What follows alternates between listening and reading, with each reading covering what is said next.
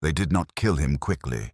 They piled stones, heavy and unforgiving, onto an old man's chest and watched the life seep out.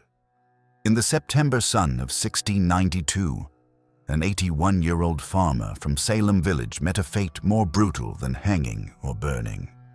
Giles Cory would be crushed to death, stone by heavy stone, when he refused to answer the witchcraft charges laid against him.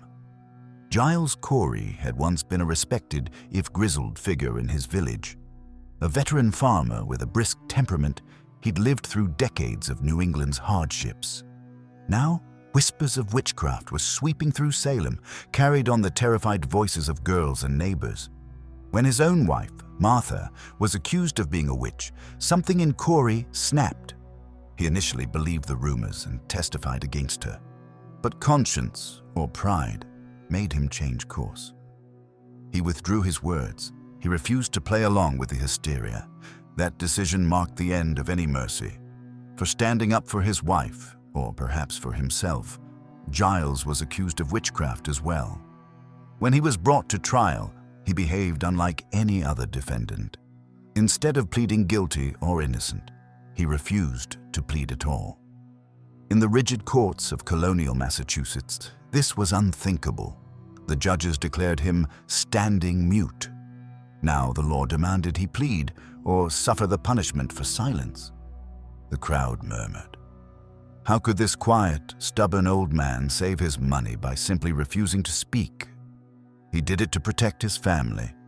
In those times, a convicted witch's property was forfeit to the crown. By not entering a plea, Giles Cory gambled that his estate could pass safely to his sons. It was a desperate act of defiance. The judges had a grim solution. They ordered peine forte dure, strong and hard punishment. They stripped Giles Cory naked, laid him on his back upon the earth, and placed a thick wooden board over his chest. On that board, one by one, the sheriff and his men began to lay huge stones.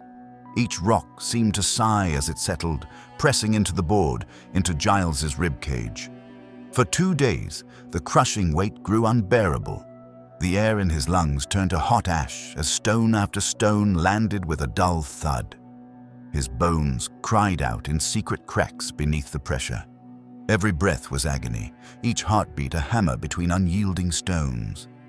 The sheriff pressed on. When Giles remained silent the first night, they added even more weight at dawn. As day turned to second night, they did not relent, choking his screams into the cold dirt. People gathered, unable to look away. Some whispered that the devil himself had cursed the village, that this old farmer deserved God's punishment. Others remembered Giles's stern fairness in hard times.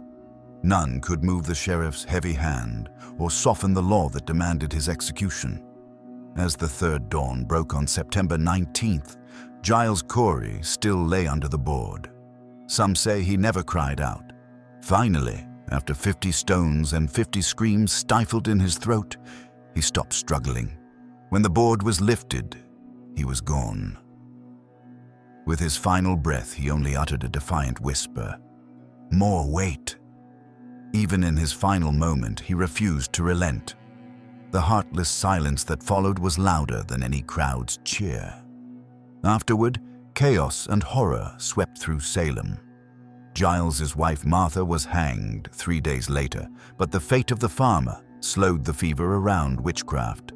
The villagers realized even the innocent suffered monstrous cruelty. Folk tales say the sheriff who oversaw the pressing was later haunted by Cory's curse. He himself fell ill and died within a few years. Giles's stone-crushed body was buried quietly, unmarked, on the jailhouse grounds.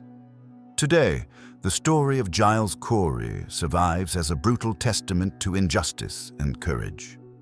A man nearly broke, yet he chose to endure unimaginable pain rather than betray his family or admit guilt to a lie. Think about that. Would you stand silent under a falling mountain of stones to save those you love?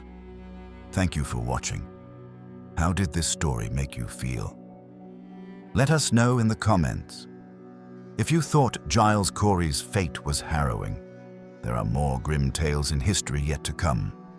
every chapter stained with blood and defiance. Stay tuned for the next one.